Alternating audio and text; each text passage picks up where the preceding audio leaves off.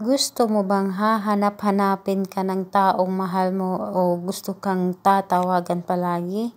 Kung oo, please continue watching. Hello mga guys, kumusta kayo? Panibagong araw, panibagong video na naman tayo, no? E sa araw na ito ay ituturo natin sa inyo ang simpleng pamamaraan o simpleng gabay na posibleng makakatulong sa atin. And bago ang lahat, gusto ko lang mag-disclaimer, no? Sa mga taong hindi naniniwala o hindi gustong video na ito, please skip this video and maghanap kayo ng videos na gustong-gusto nyo, no? Dahil ang video na ito is para lamang sa mga taong naniniwala and gusto mag-try. And ayun na nga, gusto ko lang i-shout out, no, si Alexis Balmonte from Zamboanga City. Hello sa'yo, sir. And sa gustong magpa-shout out, paki-comment kung gusto niyo magpa-shout out sa akin. And ayun na nga, ikaw ba'y gusto mo bang hahanap-hanapin ka palagi ng iyong mahal o gusto kang tatawagan palagi at maging patay na patay siya sa'yo? Dahil tayo lalo na tayo ang nagmahal, gusto nating hahanap-hanapin tayo ng ating minamahal. Ayan, sa mga in love dyan. And ayun na nga, bago natin ito gagawin, is kailangan natin ng materials. Kailangan natin una, baso, kahit anong baso, mapa-plastic man yan o may design, kahit pwede na rin. Pangalawa, kailangan natin ng 3 bawang na binalatan at pangatlo, papel na malinis, pwede na rin notebook and panulat.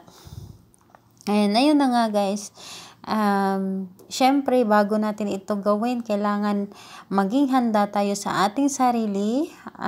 Kailangan ihanda natin ang ating sarili na kapag gagawa tayo nito is wala tayong pang-anlilangan o gustong-gusto natin, dahil kapag gagawa tayo nito and hindi tayo sigurado, may duda tayo, wag na lang natin sayangin ang ating oras, no? Dahil hindi ito tatalab o hindi ito maging posible ang iyong gagawin kung hindi ka sigurado, kung may duda ka. Kailangan is galing talaga sa iyong puso and gustong-gusto mo gagawin, no? Kapag gusto mo matupad ang iyong hinihiling o gusto mo matupad ang iyong ginagawa, is kailangan na galing sa ating puso ang ating mga ginagawa and wala tayong galit sa taong gagawa natin ito, dahil ang hangad lang natin is lagi tayong tatawagan at lagi tayong hahanap-hanapin ng taong ating mga minamahal. And kung magtatanong kayo, pwede ito sa mga babae to babae, lalaki to lalaki, and ayun na nga, yung nagmamahalan talaga kayo, dahil hindi ito pwede sa hindi totoong nagmamahalan. Kailangan nagmamahalan talaga kayo, may relasyon kayo. And ayun na, bago natin, paano ba ito natin gagawin sis? And una, ayan na nga, may baso tayo and isulat natin ng 7 beses ang pangalan at apelyido ng taong mahal natin. Pangalan at apelyido ng taong gagawa natin, kailangan totoong pangalan at hindi pwede yung palayaw lang. And kung alam nyo ang middle name, isulat nyo na rin, pero kung hindi, wag na lang. Pangalan at apelyido ng taong mahal natin. Pangalawa, pangalan at apelyido.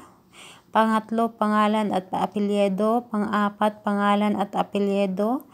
Pang-5, pangalan, apelyido. Pang-6, pangalan, apelyido. Pang-7, pangalan at apelyido.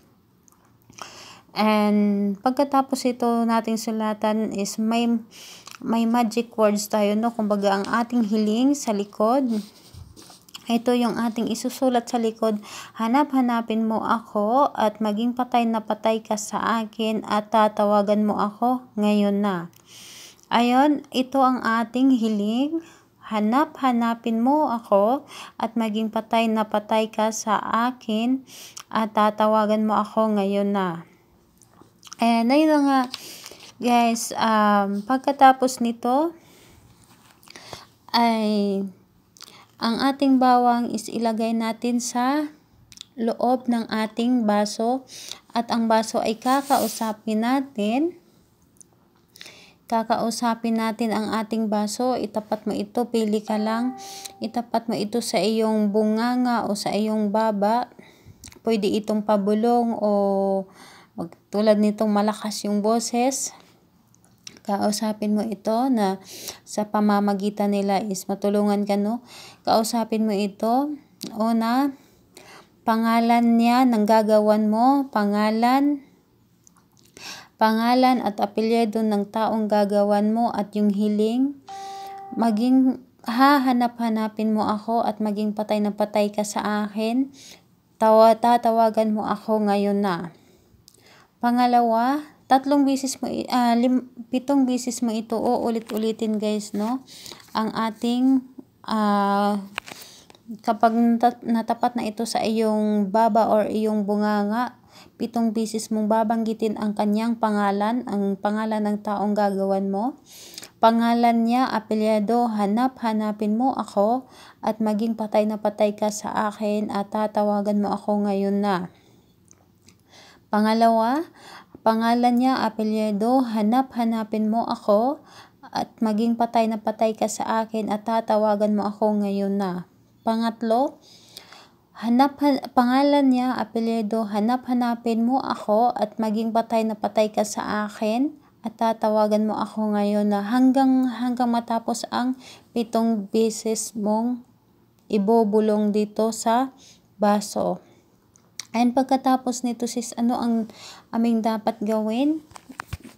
Ang papel na ating sinulatan ng pangalan niya at yung hiling sa likod is tutupiin mo ito ng 3 beses. Tutupiin mo ito ng 3 beses. Depende sa iyo kung anong gusto mong shape. Kahit anong shape is pwede na. Ayan, 3 beses kong tinupi at ilagay mo dito sa loob ng baso. And ayun na nga, kausapin na naman natin ito ulit. Ilagay mo lang, ganituhin mo lang ang baso. Ganituhin mo lang. And kausapin mo ito ulit. Banggitin mo yung pangalan niya, apelyido, hiling. Pangalan niya, apelyido, hanapin mo ako, maging patay na patay ka sa akin at tatawagan mo ako ngayon na. Pangalawa, pangalan niya, apelyido, hanapin mo ako at maging patay na patay ka sa akin at tatawagan mo ako ngayon na. Pangatlo, pangalan niya, apelyido, hanapin mo ako at maging patay na patay ka sa akin, tatawagan mo ako ngayon na, hanggang matapos yung 7 beses, guys, no? And pagkatapos nito, sis, ano ang aming dapat gawin? Ilagay mo ito sa ibabaw ng iyong misa or sa ibabaw ng iyong cabinet na nakataob na nakaganito, no? O kung saan pwede mo itong ilagay, kailangan nakaganito, no? At yung bawang at yung papel natin is nasa loob ng baso. And ilagay mo lang ito kung saan pwedeng walang makakakita, na sa mataas na bahagi o sa ibabaw ng iyong cabinet o kahit saan mo pwedeng ilagay, basta nasa ibabaw at walang makakakita, no, na ikaw lang yung nakakita, no, o nakakaalam. And kung magtatanong ka kailan ito gagawin natin ito ng Tuesday or Friday. Pili ka lang sa araw kung anong araw ka na available. And kung sa oras naman, umaga lang ito pwedeng gawin. And ilagay mo lang, stay mo lang dyan ang ating baso at yung hiling natin, na hanggat hindi pa tumatawag o hindi mo pa nararamdaman na hinahanap ka na niya palagi. And hanggang kukunin mo lang ito kapag naramdaman mo na tinatawagan ka na niya palagi o lagi ka na niyang hinahanap, dahil mararamdaman mo yan sa iyong sarili, no? Ikaw mismo ang nakakaramdam para sa iyong sarili, sa iyong ginagawa, basta't galing talaga sa ating puso, no? And ayun na nga, guys, sana ay makatulong ito sa inyo. And don't forget to subscribe to my channel, and good luck sa mga gagawa nito. Bye bye everyone.